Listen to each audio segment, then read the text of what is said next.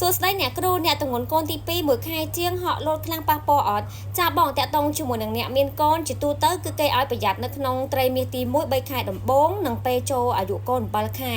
ហើយបើក្នុងករណីបងមានការហក់លោតឬក៏មានការធ្លាក់ឈាមខុសធម្មតាឬក៏មានការដួលអីតិចតួចឬក៏ច្រើនក្តីបងត្រូវប្រញាប់ទៅជួបពេទ្យបើក្នុងករណីឃើញមានការធ្លាក់ឈាមឬក៏មានអ្វីដែលខុសធម្មតាឬក៏មានការចុកនៅក្នុងពោះអីគឺបងត្រូវប្រញាប់ទៅជួបពេទ្យដើម្បីឲ្យគ្រូពេទ្យគាត់អេកូមើលថាការធ្លាក់ឈាមហ្នឹងតើវាមានប៉ះពាល់ដល់កូនឬក៏អត់អញ្ចឹងសូមបងដែលគាត់មានកូនសូមរក្សាកូនឲ្យបានល្អជាពិសេសត្រូវប្រយ័ត្ននៅពេលដែលគាត់មានកូនចាប់ពី1ខែឡើង2ខែឬក៏3ខែហ្នឹងគេហៅថាត្រីមាសទី1នៃការមានផ្ទៃពោះហើយនឹងពេលដែលគាត់អាយុកូនចូលដល់7ខែព្រោះ7ខែហ្នឹងបើក្នុងករណីយើងមានអាការៈផ្សេងក៏យើងត្រូវប្រញាប់ទៅជួបគ្រូពេទ្យដូចគ្នាព្រោះជាទូទៅតែងតែមានកូនដែលកើតមុនខែគឺនៅកំឡុងពេលកូនអាយុ7ខែហ្នឹងឯងហើយម្យ៉ាងទៀតបងដែលគាត់កំពុងតែមានកូនគាត់គួរតែប្រើជាប្រភេទវីតាមីនរក្សាកូនឲ្យបានល្អខាងខ្ញុំមានជាប្រភេទ Oligopgrosses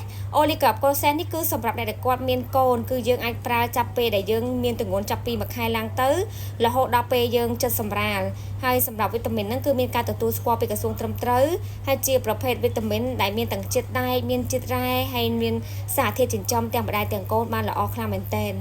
អញ្ចឹងសម្រាប់បងដែលគាត់កំពុងតែទម្ងន់គឺត្រូវរក្សាសុខភាពឲ្យបានល្អ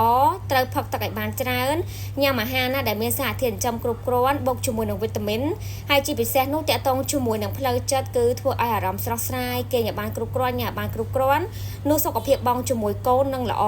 អញ្ចឹងនៅពេលដែលសុខភាពបងពេលទម្ងន់ល្អពេលដែលបងកើតកូនមកកូនក៏មានសុខភាពល្អអត់ប្រឈមជាមួយនឹងជំងឺផ្សេងទេ